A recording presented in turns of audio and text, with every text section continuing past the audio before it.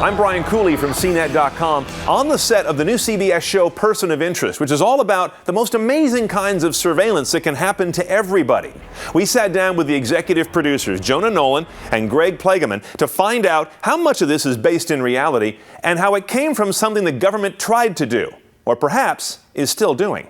In the 70s and the 80s in London, you started seeing surveillance cameras going up everywhere and create this sort of panopticon state in which the police could surveil every street corner and keep an eye out. It was a philosophical difference in policing, and it was an approach they were pioneering there. You walk around Manhattan these days, and there is at least one camera on almost every corner. What I was interested in was, well, you have all of this information, you have this surveillance state, you have cameras, the government has the ability to, wiretap your phone whenever they want to.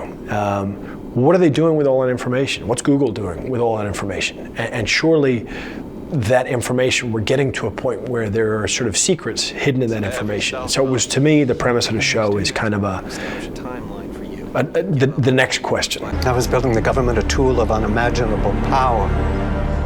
I thought maybe an off switch would come in handy. So I built myself a back door into it. The government's been actively trying to build exactly the sort of databasing technology that we talk about in the pilot that we feature in the show for at least 10 years.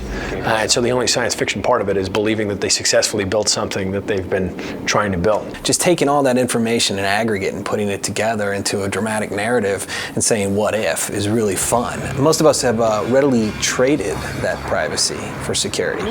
And it's, even among younger generations, like the next generation, they don't have the same concerns or don't share the same concerns as a lot of older people do about privacy.